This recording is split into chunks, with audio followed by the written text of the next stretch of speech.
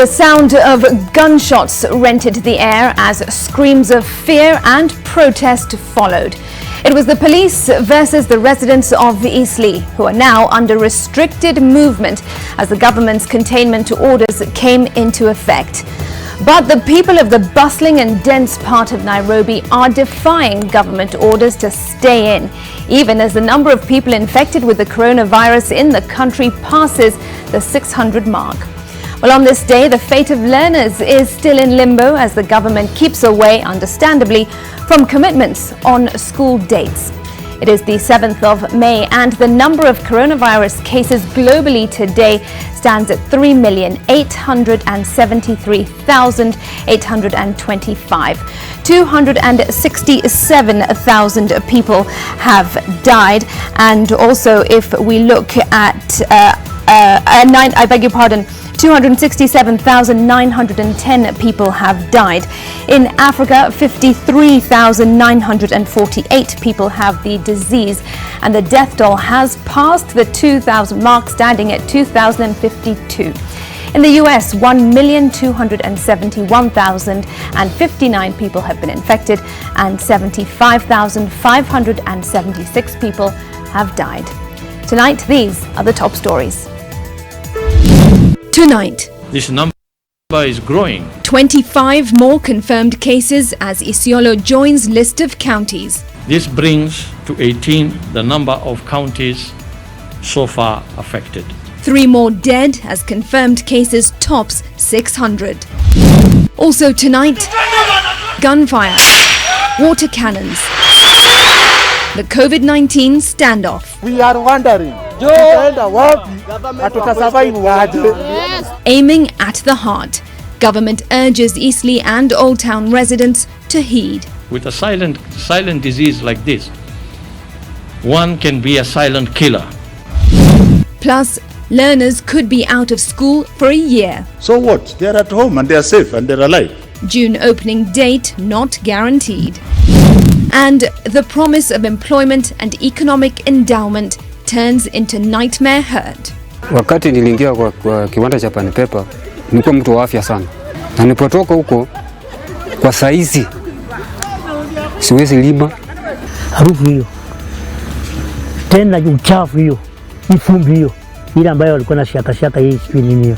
The Webuye paper mill may have roared back to new life, but the ghosts of decades past still haunt it. When you pass through Webuye, you would still feel the sulfur scent around.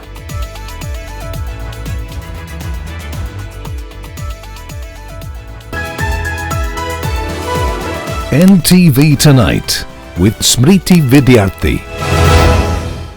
Thanks so much for joining us. David Agondoa is our sign language interpreter. Tonight, the number of new infections of the coronavirus has reduced by nearly half in comparison to the last 48 hours. 25 new infections have been confirmed, raising the total virus caseload in the country to 607. The new cases have been confirmed from some 1,075 samples tested in the last 24 hours. They include 22 Kenyans, 1 Ugandan, 1 Tanzanian and a Chinese national. 17 are in Nairobi, 2 in Wajir, another 2 from Kajiado and 1 each in Mombasa, Migori, Isiolo and Nakuru. Well, Isiolo's first case now brings the number of counties affected to 18, and 21 of the new cases are male while 4 are female. The youngest is 8 years old and the oldest is 73. A day after instituting containment orders in Eastleigh and Old Town hotspots, the government is urging residents of these hotspots to obey the control measures. But as Ngina Kirori reports, residents of Eastleigh are not too happy.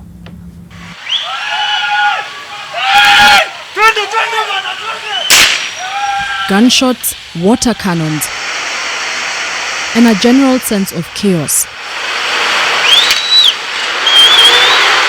Some even going as far as taunting the police by hurling projectiles. These were the scenes in Eastleigh Thursday, hours after a 15-day containment order was issued by the government and took effect. This crowd was here with only one mission: to access the Eastleigh Business District and carry out their trade. Without it, they say, they are impoverished. Komba siwezi endea vitu zenye nauzanga nyumba nauza huku Eastleigh. Natembea Eastleigh hakuna watu, duka zimefunga, wale watu nazungushia vitu hakuna.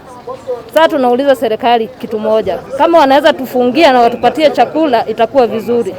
Hatuna chakula yenye tumejiwekea, ile chakula tunakula kila siku, tunatoa kwa mfuko kila siku. But the government is having none of it and is in fact tightening the screw on what is now the country's epicenter of the deadly virus, with 77 confirmed cases. If anybody has the notion that the restrictions placed on these two areas are by design, I think that is not the case. It is because they are hot areas that need to be contained, and the same will apply to any other area where our numbers show that some action needs to be taken. The tightened measures have further brought life to a standstill here in Eastleigh area. But with cases on the rise, normalcy may be a far-fetched dream for residents in the area.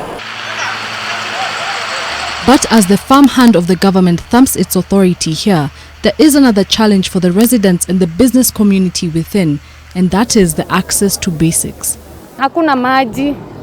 Na sasa corona inahitaji tunawe mkono kila saa. Sasa tutamaintain aje hiyo usafi kama hatuna maji? Maji ni ya kununua, maji ya kununua unajua sasa hutaweza kunawa kila saa. Sasa tunataka serikali tusaidie, tutolee lockdown, waeke mikakati ingine tuendelee na maisha yetu. I'm not in support of it because I would have supported it if it was every estate is locked down on its own. But the problem is that after 14 days what happens? It is upon these that tens of residents have been fleeing from the area, with Nairobi's South B and South C estates the preferred destinations. With a silent disease like this, one can be a silent killer. By moving out, there are the chances that you will be spreading this disease to others. You may not know that you are a carrier, but we have been telling you, you must assume you are a carrier because of the nature of transmission of this disease. In the meantime, the government is appealing to Kenyans to report any persons who have recently moved into their neighborhood and discourage their kin and friends from contained areas from moving in with them. Gena Kirori, NTV. From one epicenter to the other, and police in Mombasa are in pursuit of 5 patients who went into hiding 2 days ago after testing positive for the coronavirus. Health officials say the 5 declined to voluntarily proceed to isolation and are hence risking their lives out there. Our Coast correspondent Kevin Mutai also reports that authorities have been enforcing the containment order in Old Town area, but with some resistance. Thursday morning, Old Town residents woke up to a new reality as law enforcement officers secured the boundaries within the area, allowing no one to enter or exit.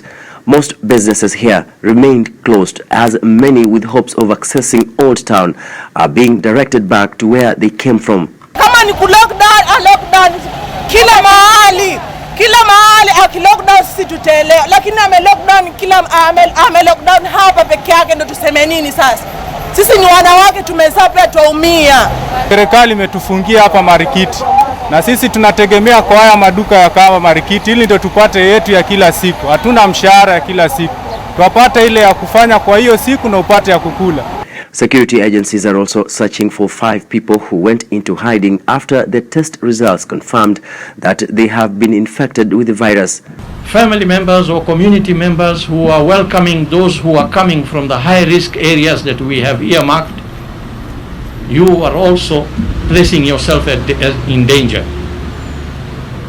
Placing yourself in danger by bringing to your home, even if they are your kin, people who may be able to spread the disease to you. Wewe wachukua familia yako uenda kujificha. Who does that? Uenda kujificha katika nyumba ya other relatives ama majirani. Tukifanya machezo hapa watu watakufa kama kuku. Tazama mambo yalotokea Italy, tazama mambo yalotokea USA, tazama mambo yalotokea New York. Because the Coast Guard has also been with us and is supporting us there to ensure that actually the disease remains where it should be and we deal with it there and we get rid of it. The county government of Mombasa will be supplying food items, water, and even provide health services for residents. Makeshift markets for fresh produce will also be set up in Old Port, Pigeot Place, and Msolani Mosque. The enemy is not your government. The enemy is not your governor. The enemy is not your politician, the one that you like or you don't. The enemy for all of us is COVID-19. Even as the Ministry of Health confirmed one coronavirus case in Likoni, targeted mass testing is also going on to trace and isolate those who have contracted the disease. A testing center is also to be established in Old Town as the Department of Health moves to screen residents in the area. Kevin Mutai, NTV, Mombasa.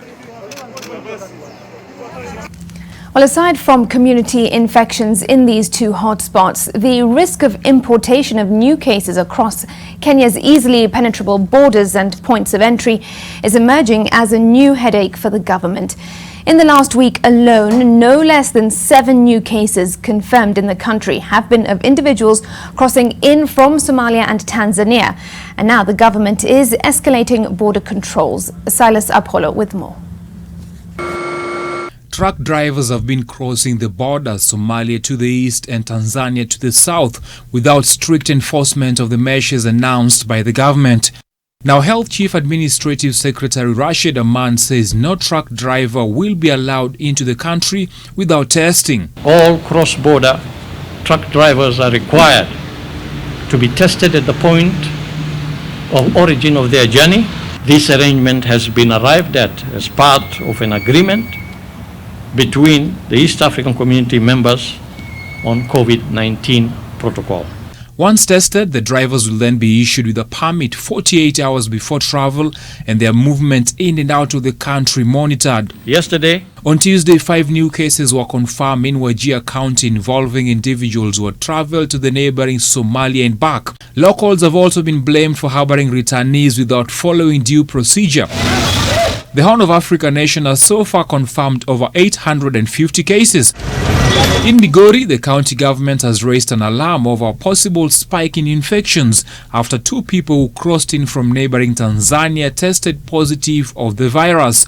And as the government moves in to secure the country's borders, it says it will continue with the targeted mass testing to contain the spread of the virus among Kenyans. The government says focus will be on communities and the family unit as it moves in to contain infections by asymptomatic people. That age group of 15 to 39, who even despite catching COVID, none has died. But these are very good people are transmitting the disease. So it is imperative that at a household level, we continue the infection prevention control measures. if you are present in a community and you are infected wherever you come from, you are transmitting it, isn't it? So it doesn't make any difference. The fact is that there is community transmission in these neighborhoods that is happening.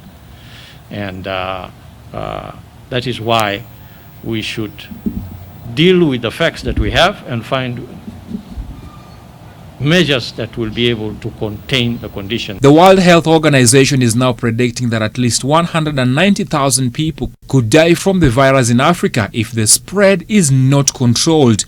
Silas Apollo, NTV. Now, learners across the country should brace for a possibly longer period away from school. This is according to the Ministry of Education, which says the priority at the moment is keeping Kenyans safe and not returning to school. Zainab Ismail has more. It is 52 days and counting since schools were closed in mid-March to contain the spread of the coronavirus in the country. Now, classroom doors remain shut with no clear opening date in sight. The uncertainty in the future reflects in the minds of education authorities. If, on the other hand, the situation becomes completely out of control, then we shall have to bite the bullet. The children are alive and they are at home. So what? They are at home and they are safe and they are alive. And if it means that they have to stay for a year, so be it. It is not only in Kenya where this is happening. But who knows? We could be in control in 2 months and we open and go to school. So please don't Don't open a metal pipe and force me to say, give us dates. The e-learning alternative fronted and adopted by the government to ensure continuity of learning is only doing more to inculcate an escalated sense of disparity. What is the objective of the current e-learning that the ministry engaged in? And is that objective, has it been passed on to the public? Because that is what is causing the anxiety, that some are learning and some are not. In our country, at the state of development where it is today, it is very true that it is not possible to give online learning to every child. And I have said, in order to be fair to all the children, who in my opinion must be treated equally, when we open, we shall ensure to the best of our ability that the children cover what they lost. According to the original calendar, the second term was to begin this week, but that is not possible and the government has pushed it by a month should conditions allow it. The KCPE examinations are scheduled for the 2nd to the 3rd of November and KCSE slated November 4th and end on November 30th. Magoha insisting nothing has changed. And for now, the government has said the examinations have not been postponed. If the situation was to change as we move along during the course of the month, Mr. Chairman, nothing stops the government from saying, well, we think now it is safe enough to risk opening schools. Meanwhile, the ministry has sounded the alarm to those providing educational content online without following due procedure. Anybody who is not a teacher and providing content is undertaking an illegality, and we shall be able to take action as provided by law. Also, anybody who may provide content that has not been vetted and approved by KICD, notwithstanding the circumstances in which we are in. The ministry's directives come at a time of heightened anxiety among parents and learners, and the state of limbo candidates now find themselves in. Zainab Ismail, NTV. That quarantine is very important in the war against the coronavirus disease is not in question. It is, however, the increasing apathy and fear of going into government facilities for the seclusion. Kenyans, from what they've seen others go through, as well as the demands imposed on them by the government, feel that these spaces meant to be safe havens are state-run detention centres. Our technology and innovation editor Dan Mwangi has more. Buildings that have served as accommodation for learners in various parts of the country have found themselves hosting people who have been taken into quarantine in an effort to keep COVID-19 at bay. Many have tried their best to keep off the facilities, and not so much because of the fear of the disease, but because of the conditions and circumstances therein. To our brothers and sisters in quarantine and isolation centers, we know what you are going through. But this is a falsehood in the eyes of those who have been in the facilities. They believe that, had that been the case, there would have been more efforts towards making life better. We share facilities like toilets, bathrooms. We go fetch food at the same place, okay? They serve our meals at the same place. The floor I'm staying right now, there's no water. There's no running water at the washrooms. You are being treated as a slave. As a slave, not like a Kenyan citizen. We are just done like slaves awaiting for punishment in hell. Some hoped that being a government facility, they would get nothing but the best. But they instead got anything but the best. Garbage. Further, and very critically, there is the cost factor. Why were we not told from the word go? One that has piled up distress on already hard-pressed Kenyans, bearing punctured pockets and echoing managers.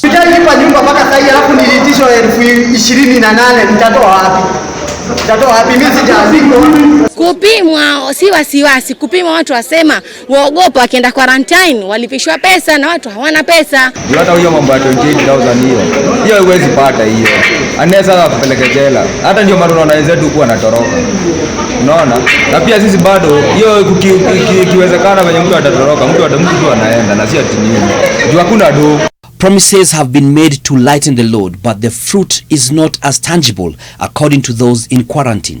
In most cases, it is the quarantee who will bear the cost of quarantine. However, in cases of need and where it can be established need, the government is taking that on a case-by-case basis.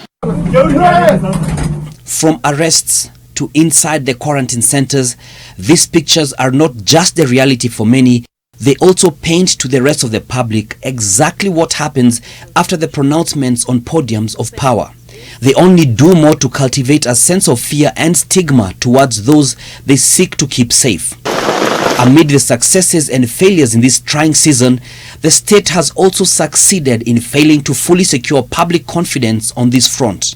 And we're trying to put in place mechanisms that, one, will remove stigma from the testing practice, and two, that will actually facilitate Kenyans who may not afford quarantine services to be able to undergo a social assessment and be able to get the care that they require. Tumelala vizuri, pia chakula tumepewa vizuri, maji tumepewa vizuri, na hapa quarantine si ati ni jela, ni mahali watu wanakuja kuwekwa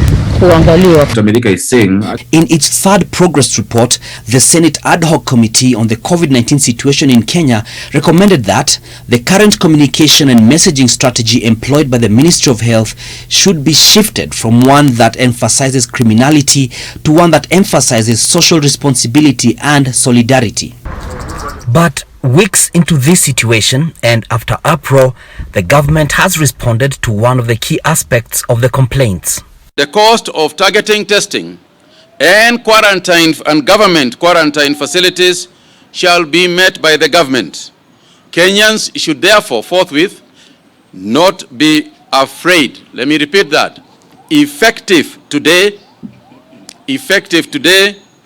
government quarantine facilities will be occupied by those told to do so by the Ministry of Health. We will be given that facility free of charge. This is to facilitate those who may feel that they do not want to go for testing because of the cost of quarantine. Looking at this situation through the lenses of those who have been in government quarantine centers and the spectacles that we have seen and possibly ought not to have seen, beg the question, is this move by the Ministry of Health coming in late? Would the government have the uphill task of undoing the trauma and stigma as well as agony that it played a part in instituting in the public? And as the government nurses the sick while seeking to shoot down the invisible enemy, it may also need to nurse its own foot because it seems to have shot it inside the quarantine centers. Dan Mwangi, NTV, Nairobi. Great insight there, and questions by Dan Mwangi. Has the government acted a little too late? No doubt those in that situation have been left traumatized, and of course while the government has said that it will bear the cost of a quarantine, they do still need to act on those facilities and improve the situation in them. All right, elsewhere now, the Moi International Sports Centre Kasarani today served a different purpose from what it is known for. The International Stadium was an open court where hundreds of coronavirus guidelines lawbreakers took plea. The accused appeared before magistrates drawn from the Milimani law courts to answer to charges in a move aimed at reducing a possible backlog of cases. NTV Silas Apollo covered the court sessions for us. Thursday morning, and orderlies from the Milimani law courts are busy setting up tables and chairs at the Kasarani Gymnasium in readiness for a court session. Hundreds of suspects accused of flouting the dusk to dawn curfew will be taking plea before the court in an open court session. James Miners. At hand are 2 magistrates from the Milimani Law Courts who will preside over the sessions. The sitting arrangement is such that the magistrate, the court officials, police and suspects all adhere to the social distance guidelines. Sanitizers are also at hand, just in case one needs to clean their hands frequently as the session goes on. And one by one, the accused take plea. Officials told NTV that the suspects were individuals rounded up from across the capital and who are being held in various police stations. Some plead guilty, while others maintain their innocence.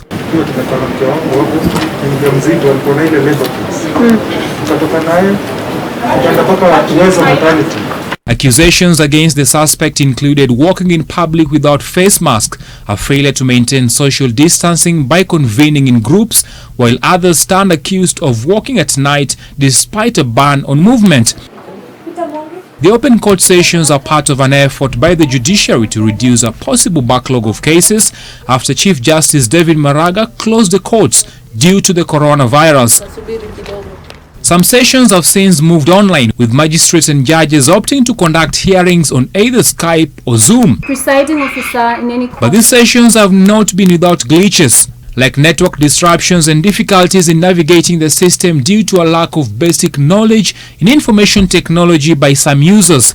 Maraga says the new mode of work will go a long way in reducing cases in courts, as others hope that the changes could provide critical lessons for the courts in adoption of technology to improve the delivery of services. Silas Apollo, NTV. We're approaching 1:30. It's time for a break on NTV tonight. There's more when we return. As always, stay with us.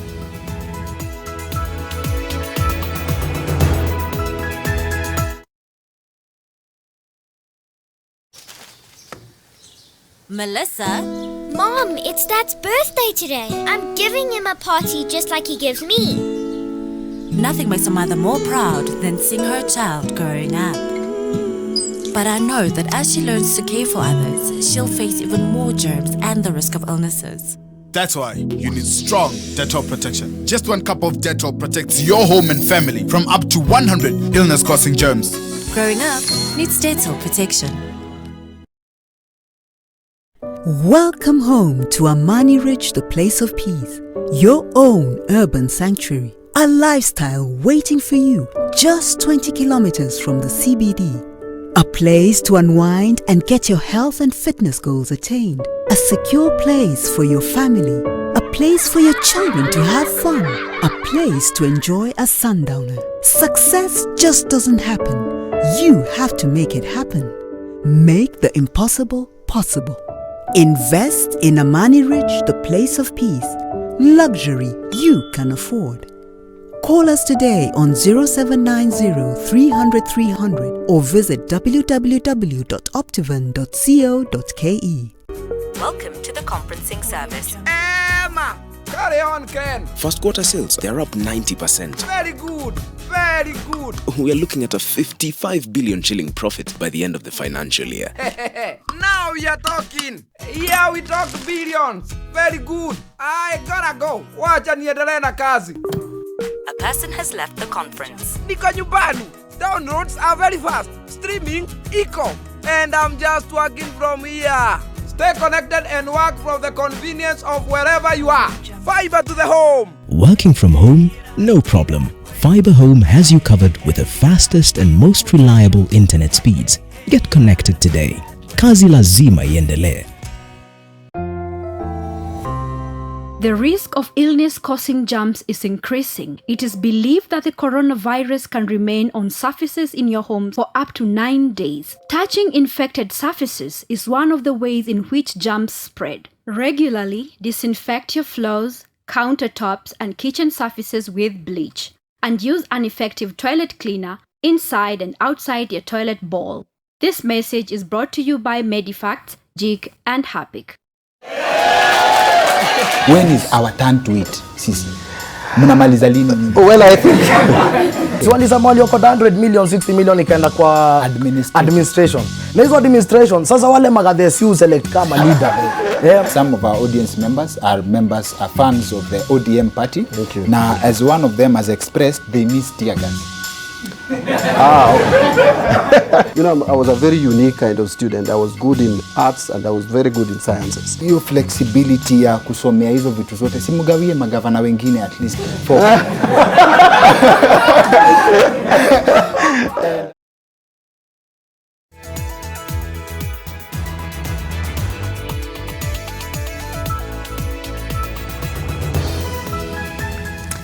Welcome back. When in the early 70s, earth was broken to set up a paper plant in Webuye town, Bungoma County, locals were brimming with good cheer on the arrival of employment opportunities and the promise of a good life.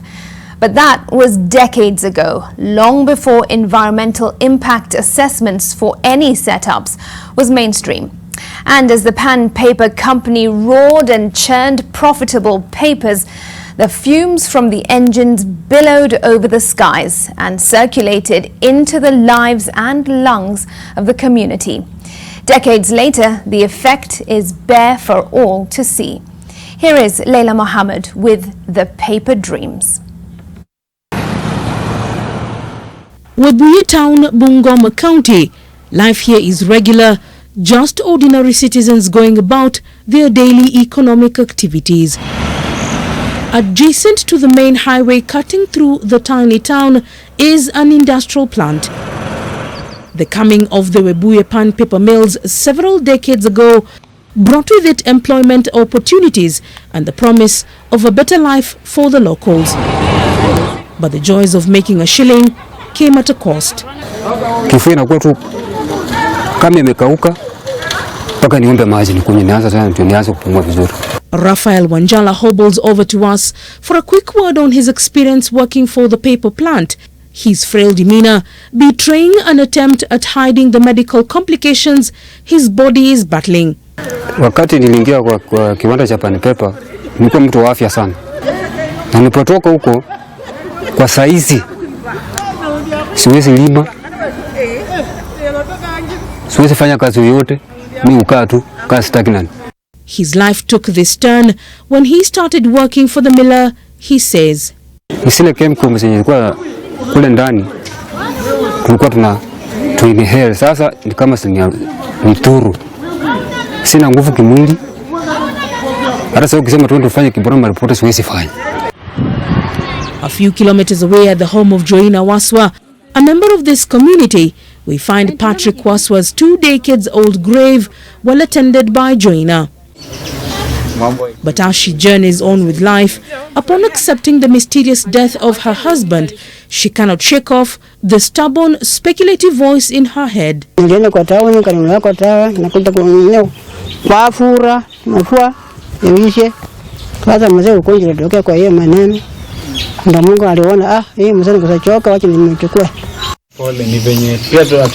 That very grief is palpable at the home of Zakaria Sichenje, whose father died of throat cancer. He too can only wonder. Alikuwa na throat cancer. But sasa hiyo inaletwa pia na moshi hiyo. So unaona kama hivyo, na sisi hata tu kwa sababu hatu kujua mahali penye unaweza fuatilia useme hivi na hivi.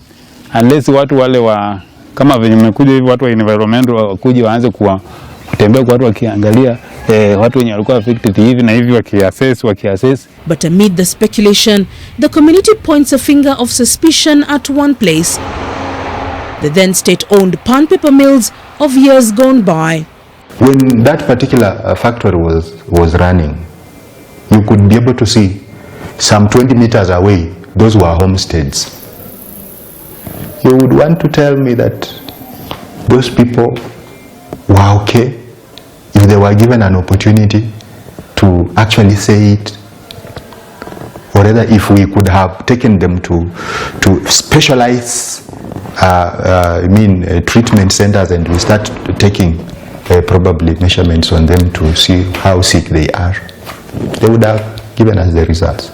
It is the thick billowing smoke of the latter years that many believe has caused this nightmare hurt. kwa hiyo moshi ilikuwa ni kulingana na vile production ilikuwa ya kutoa karatasi, sababu hiyo karatasi ilikuwa utengeneze miti, na hii miti lazima utumie kemikali. Hiyo kemikali reaction yake ndio ilikuwa inafanya hiyo moshi itoke.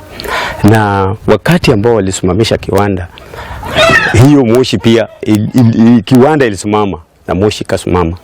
Lakini wakati ilikuwa ina operate, kwa wale walikuwa ndani walikuwa na protection equipments, lakini kwa environment around walikuwa wanaangaliwa na serikali. Mimi nilianza na allergy na tena nikawa asthmatic. Na kwa hiyo muda yote hata tangu ifungwe tena wakucha wafungue, hatuchaona usaidizi wote, watu wakikutembelea wakikusaidia kwa ajili ya matibabu. Hii kutoa harufu ama kutupa harufu ilikuwa masaa ya jioni na asubuhi mapema kabisa. Harufu ilikuwa inatoka mingi. Na tena kuna chemicals ambayo zilikuwa wakichanganya sijui kwa miti sao hiyo wakitoa makaratasi, tulikuwa na chemical kali pia ambayo ilikuwa na kuaffect. Hata mapati ilikuwa inatobolewa, ukichenga nyumba iwezi tumu kwa miaka 10. What Justine refers to is this: corroded sheet roofs mysteriously eaten away over time, exposing bare the humble households in the surrounding community. But that's not all.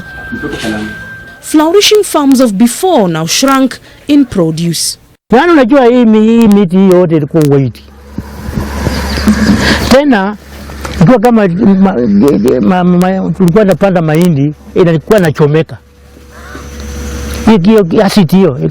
Sasa ndio kama ilikuwa naanguka kwa mahindi inachomeka. Mayor Shiundo recalls how the community battled for change to no end. Harufu hiyo ndio tunang'ana nayo. Harufu hiyo. Tena uchafu hiyo. Ifumbi hiyo. Ile ambayo walikuwa na shaka hii sijui nini hiyo. Ndio tunang'ana nayo mpaka tukasema kama nyinyi hapana funga ni vita tu. Kama nyinyi hapana tengeneza hii kitu mfunge. Kama mnatengeneza sawa. Medical experts say the fumes emitted by the plant have serious health implications. Kilikuwa kinarusha moshi mwingi zaidi angani, na unapata moshi hii ina vile viungo ama zile particulate matter aina tofauti. Kama ile kwa kimombo inajulikana kama carbon monoxide, ni gesi ambayo ina sumu. Kuna zile kama nitrogen oxide, pia carbon dioxide, sulfur dioxide. Kwa hivyo kuna zile gesi ambazo zinatolewa na zikienda kule angani zinaleta ile harufu hata ya hewa kubadilika. But the impact of the plant isn't just limited to air and land, it extends to water. Kuna ule uchafu, maji chafu au yale maji taka ambayo yanatoka katika viwanda hivi ambazo kwa kimombo pia tuwaita industrial effluent. Na yakitoka pale pia unapata ina ile harufu mbaya. Pia unapata iko na viwango vya juu zaidi vya madini ambayo yana sumu. Madini kama mercury, madini kama copper, iron, madini kama tin. So unapata madini haya yote yanakuwa katika yale maji, na yakiachiliwa bila kufanyiwa ile tunaita treatment, isipo tengenezwa, inamaanisha kuwa maji haya yanaenda katika mashamba, yanaenda katika mito. Kwa hivyo itaua vitu kama samaki, viumbe vya majini, na pia katika mchanga, inaharibu mchanga, ili kwamba unapata hata wakulima yale mazao ambayo walikuwa wakipata hapo awali yanapungua. Measurements on the level of concentration of heavy metals along River Nzoia can as well be able to tell us that still there are some effluents that are being emitted into River Nzoia that are coming from the same factories. But as the years rolled by, the engines stopped roaring, and in 2009, the then state-owned company collapsed, and with it went livelihoods. Hatuko tunaamini a giant company like this inaweza anguka. Hizo ni rumors, kwa sababu tangu tuzaliwe Panpepe ijai simama hata ati ngurumi. Wazazi wengi ilibidi wakosane kwa sababu hata wake walipotea. Walinyang'anya, wazee walinyang'anya wanawake. Sababu hauna pesa, utafanya nini? Hasa baada hiyo kazi ikakuwa hakuna. Hiyo sasa ikafanya vijana wengi wakaanza kujiingiza kwa uhalifu. Webuye ni industrial town in this Kenya. Na tukaona kwamba maisha ilikuwa maisha nzuri sana wakati ule, wakati Pan Paper ilikuwa nafanya. Hata ingawaje kulikuwa na moshi na harufu kama hiyo, lakini tulikuwa tunaona biashara inafanya sawa sawa. But in December of 2016, after years of staying dormant, the government launched a new privatized rye paper mills owned by the Rye Group. Today, the white smoke billowing from the furnace, towering above the skies, is only faint. The sky is blue and clearer, but many are still concerned. Of course, when you pass through Webuye, you would still feel the sulfur send around. Na ule tajiri alikuja hakuendelea kusiaga miti direct. Alienda kwa system ambayo inaitwa recycling, ambao ni kutengeneza karatasi ambayo ametumwa kwa karatasi. But amid the worry about health, one has to fend for family. Kuna wale walifaulu wakarudi ndani, kuna wale walishindwa kupata kazi kwa sababu sio wote walikuwa na ile skill ya kufanya kazi mahali pengine. We reached out to the current management of the mill for a comment on the environmental impact of their activities, but they declined to speak to us. They would only comment after we air this story, they said. But the people of the community say a cohesive arrangement must be reached, one that sustains economic needs while protecting the health of those without wealth. Leila Mohammed, NTV. Paper Dreams there by NTV's Leila Mohammed. And some feedback on Twitter. Somebody said here, or that is Akamimi, you said, Webuye looks like a ghost town thanks to the collapse of the pan paper mills. Now what's left behind are ugly scars and sad stories from former employees and locals. Those affected should be compensated. And Stephen Kero, you said, I can remember well in the 90s when pan paper used to run, the smell at around 4 to 5 p.m. Damn, so pathetic. Surely what happened to Western Kenya Industries? And also somebody else says from the let me have a look for another one. Pan paper mills has been dying a slow death. Attempts to resuscitate it have failed. Perhaps the locals should pull the plug and look elsewhere. Plenty more comments from you. I'll try and read some of them later on, but do continue the conversation online. Elsewhere now, and to some politics and the internal wrangles within the Orange Democratic Party over the control of the County Public Accounts and Investments Committee has now escalated. The Orange Party has de-whipped Narok Senator Ledama Olekina from the position of chairman of the powerful committee. And in classic style, the firebrand Narok Senator has responded with an invitation to the party echelons for a clash. Kennedy Mureithi has the makings of a feisty political duel. This tweet from Narok Senator Ledama Olekina, moments after his acrimonious ouster as the chair of the County Public Accounts and Investments Committee, is only the trailer of an action movie the audience is about to be treated to. The tweet reminiscent of remarks made by Bungoma Senator Moses Wetangula when he was ousted as Senate Minority Leader in favor of Siaya Senator James Orengo. If anybody wants a divorce, it will be messy, it will be noisy, and it will not be easy. And the first response by Ledama was disregarding a letter from his Senate leader de-whipping him from the powerful position by chairing a housekeeping session to pick up from where the other team left before their term lapsed last year. After the session, he took to Twitter to celebrate the achievement and dismissed Orengo's letter, terming it baseless and one that should be treated with contempt.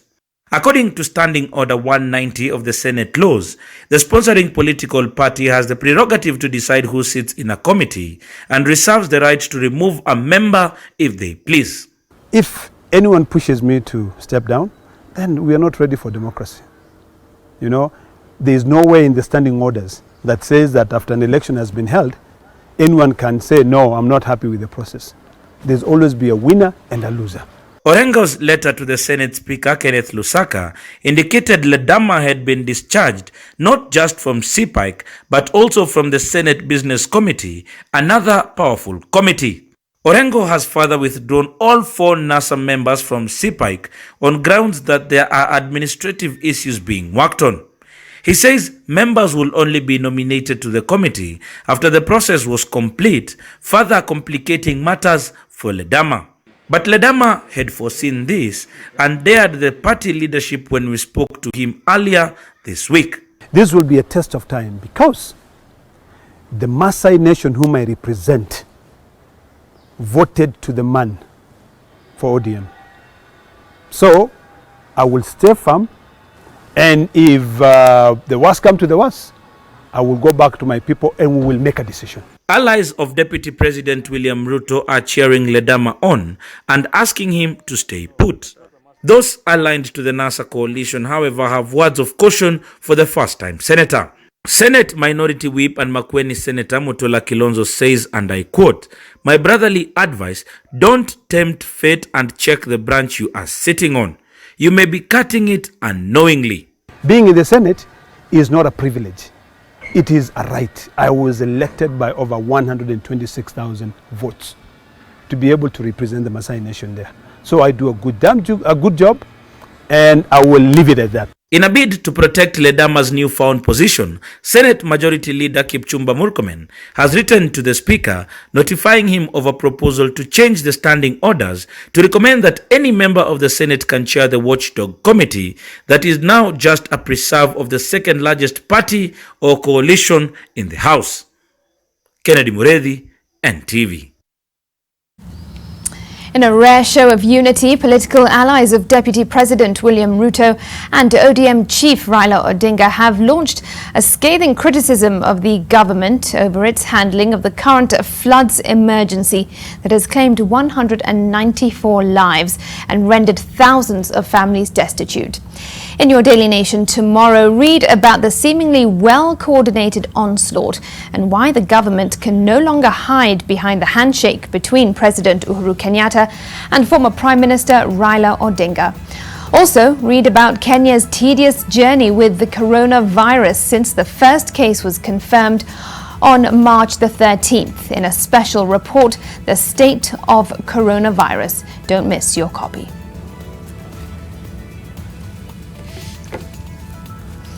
Time for a break on NTV tonight. More when we return, so don't go far.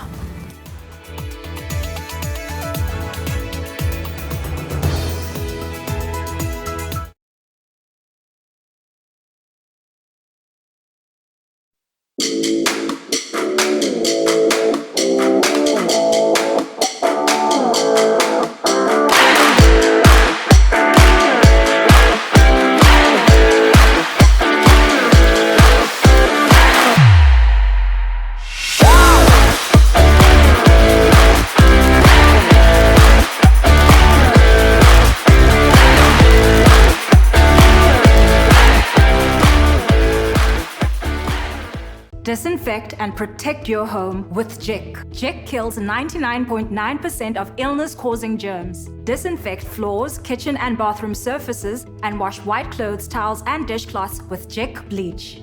Just Jik it. Kira! Kira? Where are you? Malaria!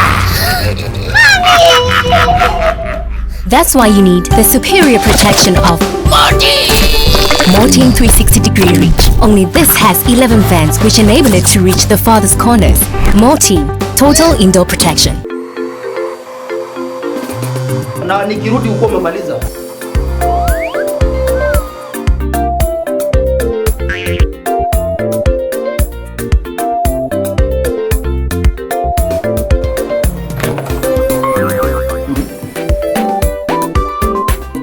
Can you tell Kinyanjui to come to my office?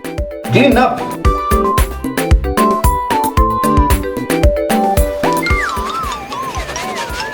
Kinyanjui, this is a problem, eh? Next time, uende ununue selector yako, utengeneze sandwich zako, uachane na sandwich za boss. Selector. The difference is in the taste. And now, Selector comes with free Zesta Jam for a limited period of time. Dettol's main objective is to help children protect themselves from diseases. Do you know how we get illnesses like diarrhea, cough, and cold? No! They are spread through germs on your hands. Your hands collect germs that causes diseases. You pick up germs from any surface, like when you don't wash your hands after going to the toilet, while playing. And then you can get sick because of germs. That's why you need to fight germs to stay healthy by washing your hands regularly with Dettol soap that gives the best germ protection ever against many illness-causing germs. Wash, wash, wash your hands. What you have to do is bath yourself. Dettol soap every day. Wash, wash, wash your hands. News in association with KCB Internet Banking. Welcome back to the business news. And 8 out of every 10 businesses in Kenya have been adversely affected by the COVID-19 pandemic. This is the key finding of the latest survey conducted by the Kenya Private Sector Alliance, which also shows that tourism and manufacturing companies have reported an average loss of between 30 and 40 million shillings per company due to the pandemic. Companies in the agricultural and transport sector have reported an average loss of between 20 and 30 million shillings per company due to the adverse effects of the disease.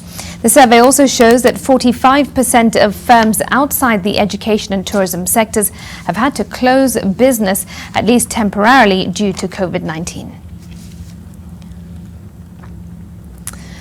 The East African community is working towards coordination of its COVID-19 response as it looks to mitigate the hit suffered by businesses due to intervention measures.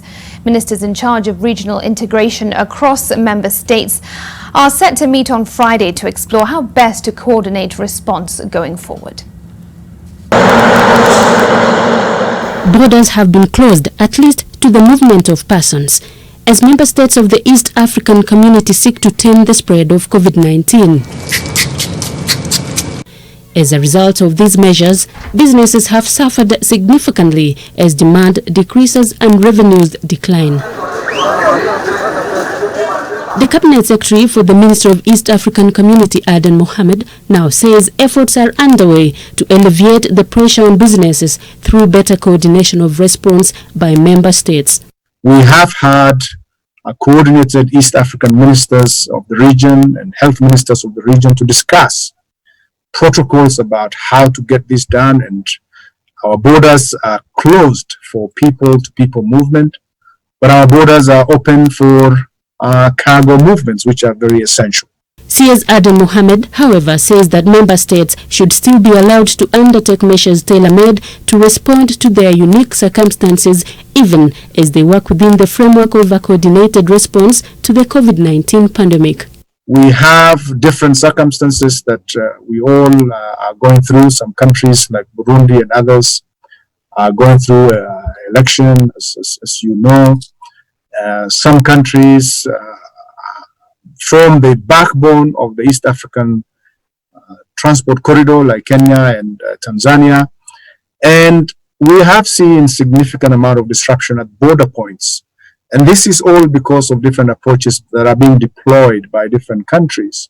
The ministers for the regional integration are set to meet this Friday in order to discuss the region's response to the COVID-19 pandemic. Judith Cherono, NTV, Nairobi. Pension funds are calling for greater consultation with industry stakeholders if a workable approach to giving the government some relief is to be realized. This comes against the backdrop of a proposal to defer interest payment on debt held by pension funds. Julian's Amboko with more. The government is clearly at pains to find some form of fiscal breathing space to better confront the COVID-19 pandemic. Indeed, the International Monetary Fund has already extended a lifeline worth 74 billion shillings, even as the government is aggressively searching for debt rescheduling from some of the bilateral and multilateral partners. With the proposal to defer interest payment on debt held by pension funds, stakeholders in the industry say there is need for more consultation to realize a workable plan. A lot of these ideas have come out now, again, in terms of, it's a crisis, new proposals have come out. So there needs to be a bit more time in terms of more deliberations, understanding the mechanics of how this could work. Industry stakeholders expect investment in treasury bills and bonds to continue providing a buffer for investors, even as the outlook in the stock market remains largely uncertain. We had a very poor performance from equities in the first quarter of the year. They went down by 24-25%. Yet the average scheme performed -4%. So the protection came in very strongly from fixed income. I imagine that will be the trend for the rest of the year as well. Fund managers are equally worried of what concentration of investments within government securities means for the industry. We're still investing in 4 asset classes.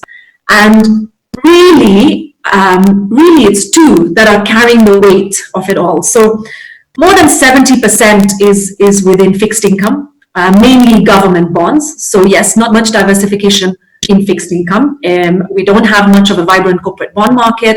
Pension funds are also watching the inflation trend to see how this impacts investors' wealth. Julian's Amboko, NTV. The board of the International Monetary Fund has approved 78.4 billion shillings worth of emergency assistance to Kenya. The funds, which typically come in the form of concessional loan with minimal conditions from the International Monetary Fund, are to be used in helping Kenya's economy cope with the shock brought about by the COVID-19 pandemic. In its statement, the IMF says the funds will be instrumental in helping Kenya cope with emerging pressures on its foreign exchange reserves, as well as meet budgetary needs. The support from the IMF comes at a time when the Kenya shilling has been growing under pressure in the foreign exchange market, closing Wednesday's trade at 106.3 units to the US dollar. For the money, for instance, that is going to be received from the IMF funding, the one that we talked about, the emergency support, that too, we will have accountability to the last penny. Efforts to regulate the digital lending space in Kenya should be undertaken with extreme caution so as not to create perverse outcomes. This is according to the Central Bank of Kenya Governor, Dr. Patrick Njoroge, who says the central bank is indeed making steps towards regulation of the growing number of digital lenders. The governor made this comment during his presentation before the Senate Ad Hoc Committee on how the central bank is cushioning the economy from the adverse effects of COVID-19. What is clear is that we want to regulate it in a way that makes sense. We do not want to have some sort of arbitrage where one sector is heavily regulated and the other one is not. Because what will happen then is people will move from the heavily regulated sector to the one that is not. NTV Business News in association with KCB Internet Banking. We can always talk about your account online whenever you like. Register at your nearest branch for KCB Internet Banking today.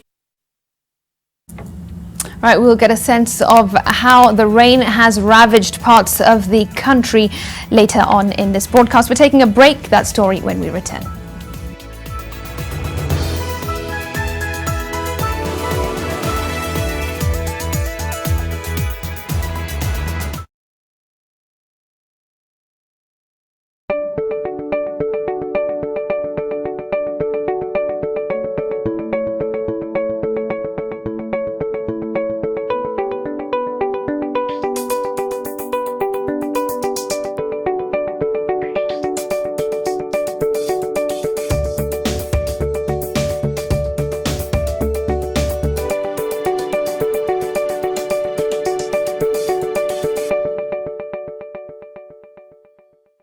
Credit to you if you stay at home.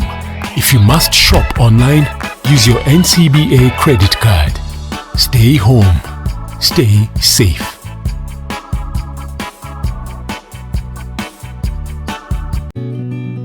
I help women find independence by training them in fish farming. It's tough on my back, joints, and can cause headaches.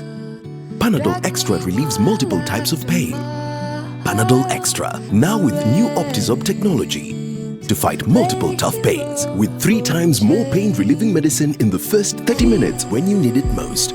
Seeing them support themselves makes any pain worth it. If symptoms persist, seek medical advice. For a better tomorrow, don't forget to do the 1, 2, 3 with Colgate every night.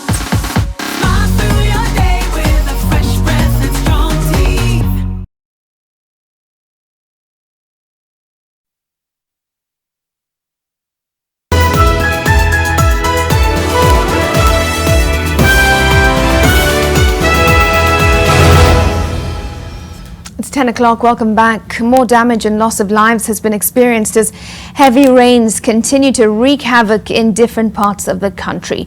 So far, floods have claimed over 190 lives countrywide. Those who are living in flood-prone areas have been advised to move to higher grounds. Here now is Ruth Samwe with a report on the situation within the country. Residents of Kisiriri in Laikipia are searching for an 18-year-old boy who was swept away by floodwaters as he was trying to cross River Nkarinarok. The residents decry of the poor state of the road and the government's reluctance to build a bridge.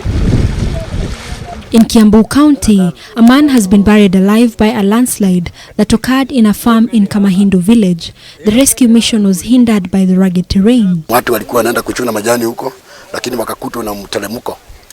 Wengine wakakimbia pande ile ya juu, mmoja akafunikwa. Hata saa hii tumeongea hapo ndani. Similarly, transport has been disrupted in Igembe North in Meru County following a landslide that pushed soil to the middle of the road. The Kangeta-Lari Road has been rendered impassable. More than 1,800 households have been displaced by floods in Siaya County following the swelling of River Nzoia. Ugenya, Alego and Usonga are the most affected villages, whose residents are being accommodated in several camps. In the midst of the virus, residents are being advised to maintain social distance and ensure high standards of hygiene. Residents of Kandara in Muranga County are living in fear after their houses started cracking due to heavy rains. Traders and residents of Suswa in Narok County are counting losses following the rain that left their businesses flooded.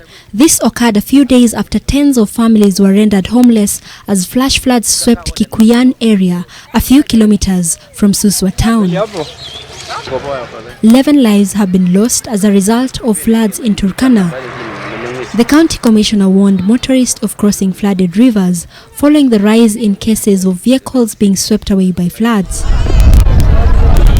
And Garissa County residents living in flood-prone areas have been urged to move to higher grounds. This is due to the expected flooding due to the excess water that is being released from Masinga Dam.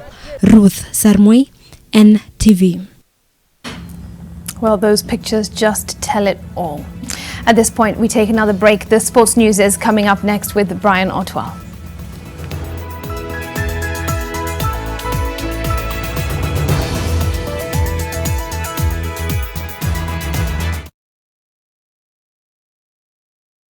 Change your baby's diaper often and as soon as possible after bowel movements. Gently clean the area with mild soap and water or baby wipes. Have a clean diaper. Use diaper ointment to prevent diaper burn, diaper wipes or a container of warm water and a clean washcloth or cotton balls. Kiss Kids diapers. Kiss Kids. No rashes. Kiss Kids. No rashes. Bye-bye rashes. Buy diapers. Choose Kiss Kids. What do you see on the horizon? They say how you start your decade will determine how the rest of it will be. Imagine a decade full of opportunities, investment being one of them. Do you want a place to feed your mind, body and soul? A place to unwind every day, where you can get your health and fitness goals attained? A secure place for your family? A center for quality academic goals for your kids? Or perhaps a place to connect with your friends? Well, you can get all this and more at Amani Ridge, the place of peace, just 20 kilometers from the CBD. Call us today on 0790 300 300 or visit www.optivan.co.ke. When is our turn to eat? Sisi. Mnamaliza lini? Well, I think walisema waliokota 100 million, 60 million ikaenda kwa administration. Na hizo administration, sasa wale magadhesi select kama leader. Yeah. Some of our audience members are fans of the ODM party. Now, as one of them has expressed, they miss tear gas. Okay. You know, I was a very unique kind of student. I was good in arts and I was very good in sciences. Hiyo flexibility ya kusomea hizo vitu zote, si mugawie magavana wengine at least.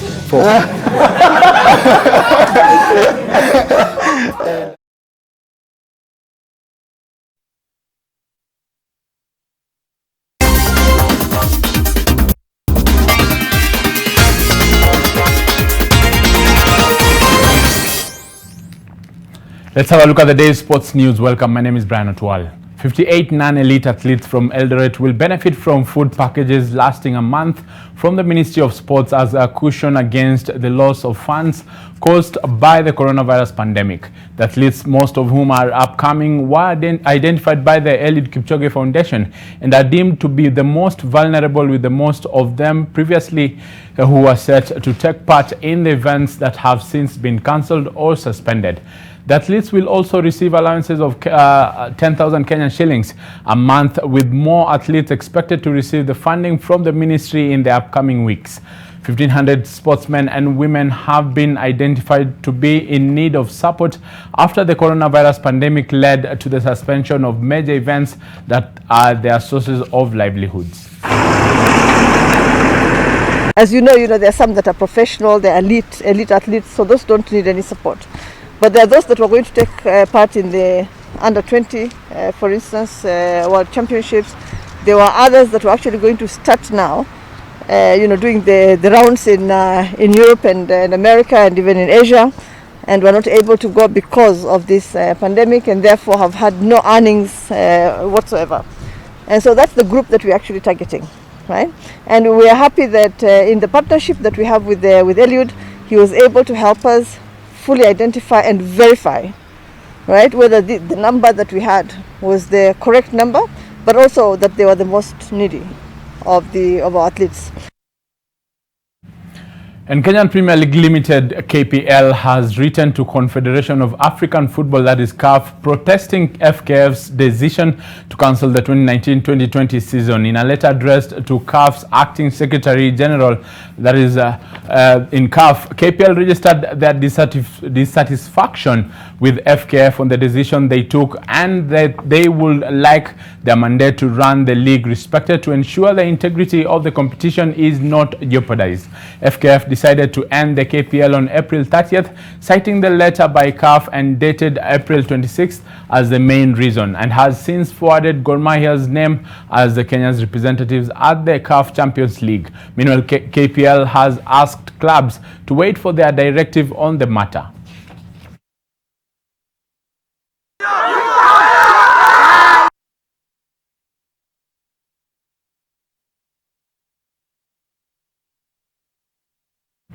And in Germany, the German Bundesliga will resume on May 16th after it was granted permission for the Bundesliga to resume behind closed doors with strict hygiene measures plus regular testing of players and backroom staff. Around 300 people, including players, staff and officials, will be in around the stadium during match days.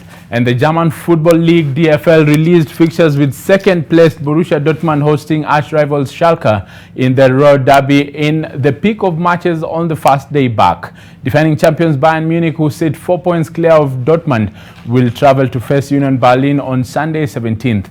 Most teams have 9 games to play, with the final weekend of the season rescheduled from 27th to 28th June. The Bundesliga will be the first of Europe's top leagues to restart since the coronavirus pandemic forced lockdown measures across the continent.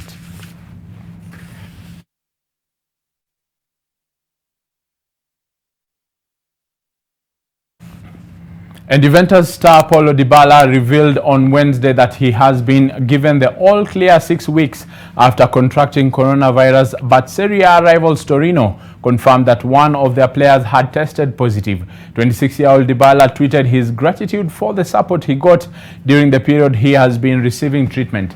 Dybala was one of the 3 Juventus players to test positive, along with Italy defender Daniele Rugani and France Blaise Matuidi.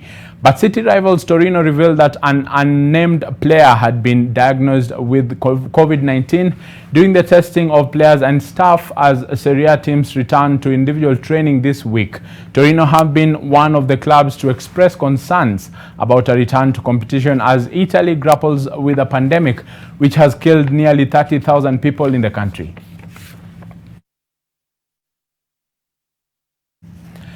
And England forwards coach Matt Proudfoot has warned that it will take time for contact training to resume as rugby union tries to steer a course through the coronavirus crisis.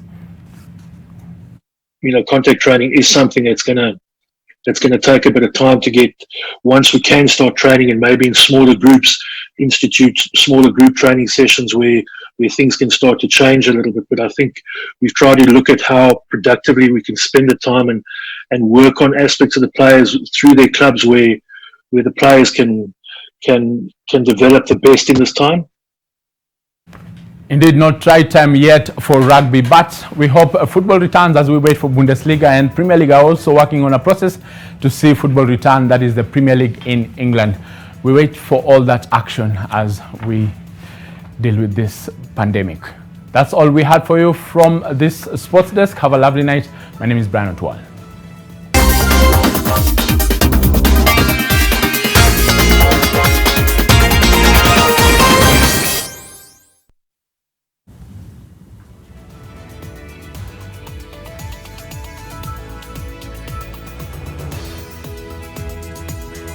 All right, and the sports news does it on NTV tonight. As always, thanks so much for your company. We will do this all over again tomorrow night on NTV Weekend Edition. Tonight, our sign language interpreter has been Flora Atieno. I'm Smriti Vidyarthi. I'll see you again tomorrow. Bye-bye from myself and the team. Allahu Akbar, Allahu Akbar.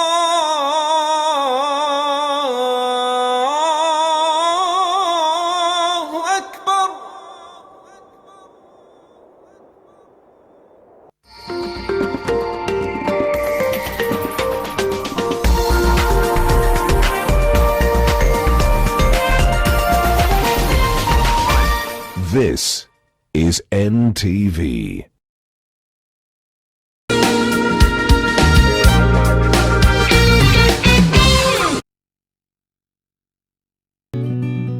I help women find independence by training them in fish farming. It's tough on my back, joints, and can cause headaches. Panadol Extra relieves multiple types of pain. If symptoms persist, seek medical advice. Change your baby's diaper often and as soon as possible after bowel movements. Gently clean the area with mild soap and water or baby wipes. Have a clean diaper. Use diaper ointment to prevent diaper burn, diaper wipes or a container of warm water and a clean washcloth or cotton balls. Kiss Kids diapers. Kiss Kids. No rashes. Kiss Kids. No rashes. Bye-bye.